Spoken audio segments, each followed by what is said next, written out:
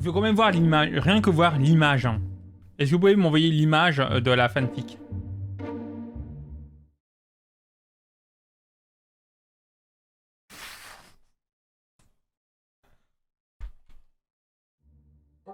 C'est absolument incroyable. Oh mon dieu. Bonjour, bonsoir, bienvenue sur ce live incroyable, incroyable. Aujourd'hui, on va le faire de la lecture. Franchement, c'est scandaleux. Bon, évidemment, on rappelle de l'image hein, de ce soir, dessinée par Bakanetsu, ici présent. J'ai jamais lu ce genre de choses. Enfin, j'ai vu les fanfics de type Link Terracid ou contre sur YouTube quand ils les faisaient eux.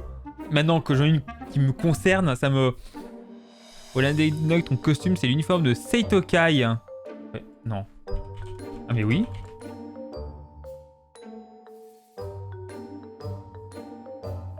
C'est incroyable. C'est génial. Oh merci. Oh merci, tellement merci. Bon après, la tenue lunatique, lui non. C'est pas celle de genre de... Est-ce que ça... C'est la tenue de Takagi. C'est absolument incroyable. Il est temps de commencer la fanfic entre moi et un 2-3 lunatique. Auteur de la fanfic, et il s'appelle Shadou. Il est sur notre Discord, mais il n'est pas présent ce soir malheureusement. Je découvre en même temps que vous l'amitié fusionnelle de Lunatic et Cyril. C'était un après-midi plutôt commun pour le jeune Cyril. Il jouait à World of Warcraft et naviguait sur Twitter afin de connaître les actualités. Sa journée était plutôt monotone, à la limite de l'ennuyeux. Ces derniers temps lui semblaient fades, sans grande surprise ou activité. Ses doigts avaient laissé leur marque sur son clavier. C'est d'ailleurs d'une main sur le clavier, et non sur la souris, que sa journée s'égaya. Il reçut un message de son cher ami, un de trop lunatique. « Salut Cyril, je suis de passage à Genève aujourd'hui et demain. Je voulais en profiter pour te dire bonjour. » Cette simple phrase suffit à redonner à Cyril l'envie de vivre une vie active. Il arrêta tout ce qu'il était en train de faire et s'empressa de répondre à son tour. « Pas de problème Juliane. On en peut vivre pour faire 2-3 trucs, hein. » J'utilise beaucoup trop ces emotes. Comblé de joie, il s'allongea sur son lit, pensant à toutes les choses qu'il pourrait faire en compagnie de Luna. Il avait déjà le plan de la journée en tête. Il prend ensuite une douche et s'habilla. Il se devait d'être présentable. Mais il voulait tout de même rester simple. Il sortit de son armoire une chemise et un jean quelconque. J'ai pas d'autre chose dans mon armoire, à part quelques polos. Cyril trouvait ça très sobre, mais également très efficace. Il enfila ses chaussures et partit en direction de la gare. C'est quand qu'ils vont tuer l'Ender Dragon du coup? Lunatic l'attendait sur le quai, regardant son téléphone. Peut-être attendait-il le message de Cyril? Ils se saluèrent et se mirent en route vers le centre-ville. Les deux avaient beaucoup à se raconter mutuellement. Or, Cyril n'était en temps normal pas si bavard. C'est absolument vrai. Ils échangèrent quelques minutes, puis Cyril annonça le plan de la journée. Il ferait donc un après-midi shopping, en plein Genève. Mangerait quelque part en ville, puis rentrerait déguster un dessert dans son nouvel appartement. Luna acquiesça le programme. Ils firent d'abord un petit tour à la librairie, qui était proche d'eux. Cyril avait considérablement de retard sur certains mangas. Il me connaît trop bien. On me connaît trop bien. J'ai trop de retard sur les mangas. Arrêtez de me juger. Arrêtez. Il en profita donc pour regarder ce qui lui manquait. Son ami était là, comme étant admiratif de l'attention que portait Cyril à sa lecture. Il se contentait de le regarder, sans prêter attention aux ouvrages qui l'entouraient. Après avoir finalisé ses achats, les deux amis sortirent du magasin. Ils se rendirent ensuite dans un magasin de vêtements, après avoir eu un fou rire concernant la mode. Pourquoi? C'est quoi ces événements hors contexte? On n'a pas ce qui s'est passé. C'est les DLC de la fanfic ou quoi? En patrouillant dans le magasin, Lunatic trouva un déguisement d'écolière japonaise et s'empressa de faire part de sa découverte à Cyril. Ils rigolèrent un moment et finirent par l'acheter, pendant qu'il irait bien à Luna. Je veux voir Luna en tenue d'écolière maintenant. Quel enfer! Après une belle journée ensemble à aller dans différents magasins, il était temps de se rendre au restaurant. Afin de ravir son invité, Cyril l'emmena dans un des restaurants les plus raffinés et chics de Genève, le domaine de Châteauvieux. Non, le problème c'est que, alors Châteauvieux c'est un truc où l'entrée coûte 280 francs, le plat de base coûte 300 balles. Voilà. Donc vous pouvez aller là si vous avez beaucoup d'argent, si vous voulez flexer sur les gens avec votre argent. Mais voilà, mais après tu vois c'est tout gastronomique où t'as environ ça de viande et ça coûte 300 balles. Voilà. Hein. Lunatic prit le menu du jour, avec comme entrée un tartare dans le goustine de Saint-Guénolé, un coulis de pêche et caviar sur un filet de rouget de l'Atlantique poêlé. Et comme plat principal, un dos de chevreuil d'été rôti. Cyril fut ravi de voir son ami comblé par son repas. N'hésitait pas un seul instant à payer l'addition, aussi lourde fut-elle. Il passait ensuite d'une pâtisserie où Cyril avait passé commande d'un gâteau au chocolat afin de le manger en étant détendu chez lui. Il était 22h30 quand ils franchirent l'entrée de son appartement. Non des plus d'être arrivés, ils s'installèrent au balcon afin d'admirer la vue de la vaste ville donnant sur le lac. Cyril prépara 2 thés verts, je ne bois pas de thé, coupa des parts de gâteau et apporta le tout vers son ami lunatique. Ils échangèrent plus d'1 heure par rapport à leurs projets futurs et de vie. Ils se partagèrent également des choses qu'ils n'avaient jamais dites autrefois à qui que ce soit, des choses qu'ils voulaient garder secrets pour quiconque. Ils entrèrent ensuite au chaud et se posèrent sur le canapé. Julian se leva et partit en direction des toilettes. Après un court instant, il revint vêtu du costume fraîchement payé d'écolière japonaise.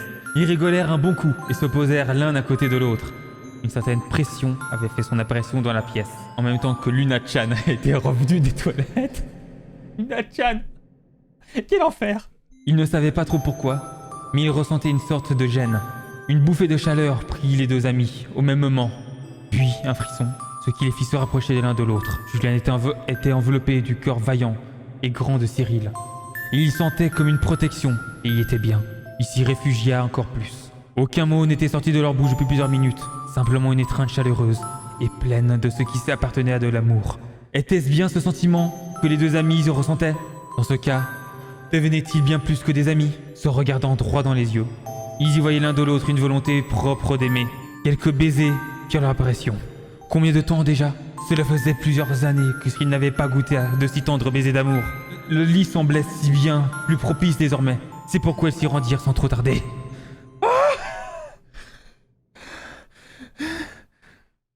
C'est chaud?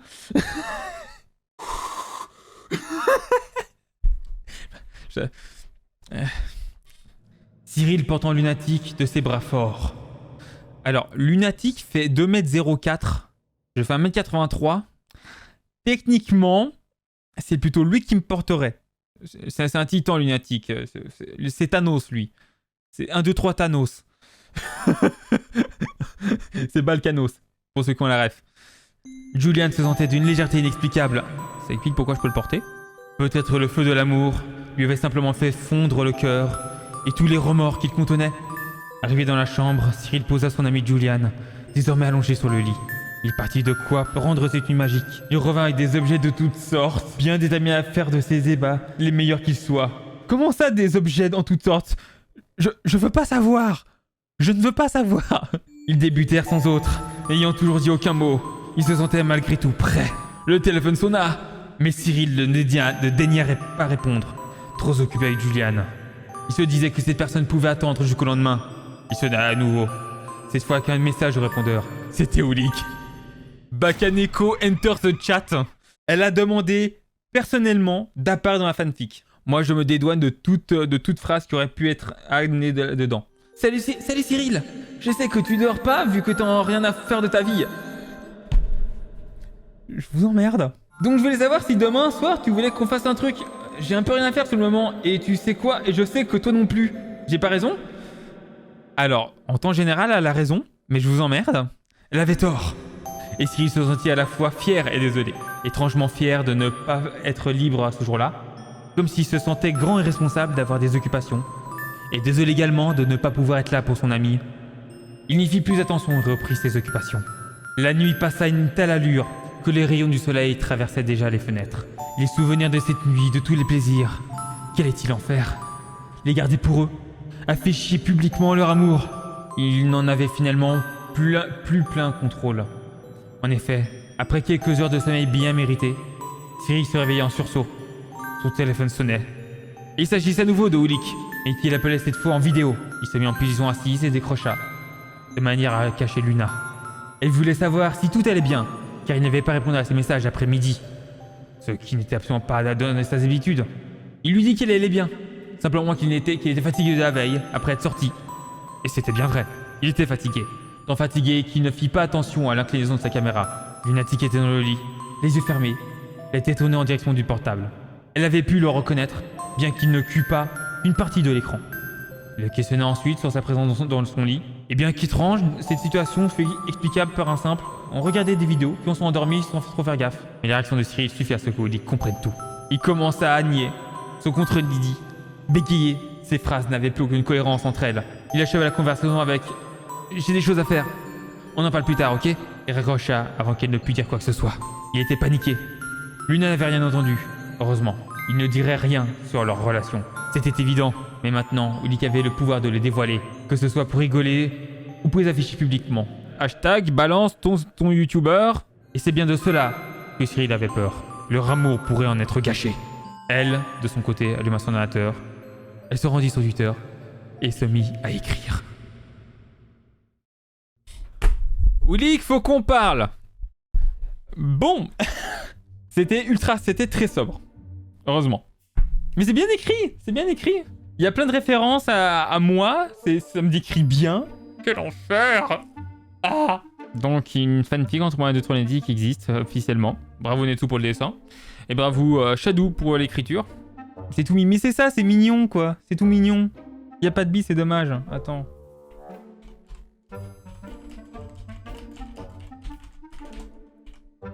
Ah, là.